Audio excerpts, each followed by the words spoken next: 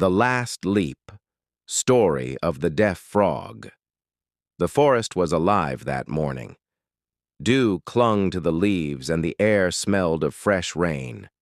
A gentle breeze moved through the tall grass, carrying with it the soft songs of birds and the distant croak of frogs. A group of frogs hopped along a narrow path. They were cheerful, laughing, and telling stories as they made their way toward a nearby pond. Among them were two close friends, Ribber, a quiet and determined frog, and Croakster, who was full of jokes and laughter. Croakster loved making the others laugh, but he also had a habit of giving up too easily when things got tough. They didn't know it yet, but this journey would change their lives forever. As they went deeper into the forest, the ground grew soft and uneven. The grass was taller here, the shadows darker. There was an uneasy stillness in the air. Ribber noticed the soil beneath his feet was damp and loose, but before he could warn anyone, the earth gave way. Two frogs, Ribber and Croakster, tumbled into a deep, dark pit. The walls rose high above them, and the sunlight barely reached the bottom. The other frogs gathered at the edge, their faces pale with worry. One whispered, "That's too deep. They'll never get out." Another shook his head. "No frog has ever escaped a pit like this."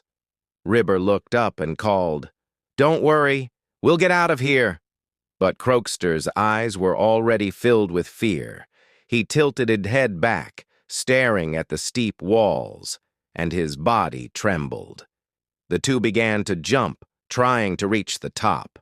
Dirt crumbled beneath their feet, tumbling down into their eyes. Every leap seemed smaller than the last. Above, the voices began. "Stop wasting your strength. You'll only make it worse. It's hopeless." Croakster's voice wavered. "Maybe they're right. Maybe it's no use." But Ribber kept going, his breath heavy, his body aching, his legs burning. The discouragement from above grew louder. "This pit has claimed others before. No one gets out." Croakster's jumps slowed. His shoulders drooped. Then, with a sudden slip, he slammed against the wall and slid to the bottom. The voices above told him to rest, to save himself from the pain. Slowly, painfully, Croakster lay down. Ribber called to him, shouted for him to get up, but Croakster only gave a weak smile and closed his eyes forever. Now Ribber was alone. He could feel the weight of the pit pressing down on him, the damp air stealing his strength. Every leap was agony. His legs trembled, his chest burned. Still, he jumped. The voices rained down. "Enough!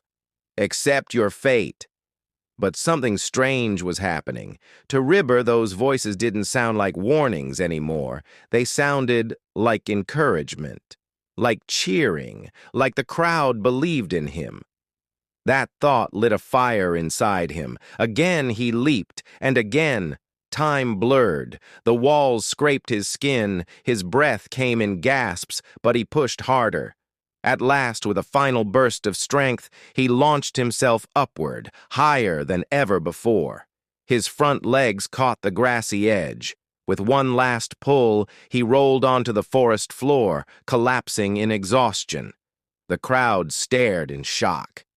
You made it?" One frog stepped forward. "Didn't you hear us telling you to stop?" Ribber blinked, still catching his breath. "Hear you? Oh, I'm deaf." Gasps spread through the group. "I thought," Ribber said with a faint smile, "that you were cheering for me." The forest fell silent. Every frog thought about what had just happened. They had tried to end his struggle, yet by accident they had fueled it. That day, they learned a truth they would never forget. Words are seeds. They plant hope or despair. From then on, the frogs made a vow. Whenever someone was struggling, they would speak life, not death. And River? He became the quiet hero of the swamp, living proof that encouragement can change destinies.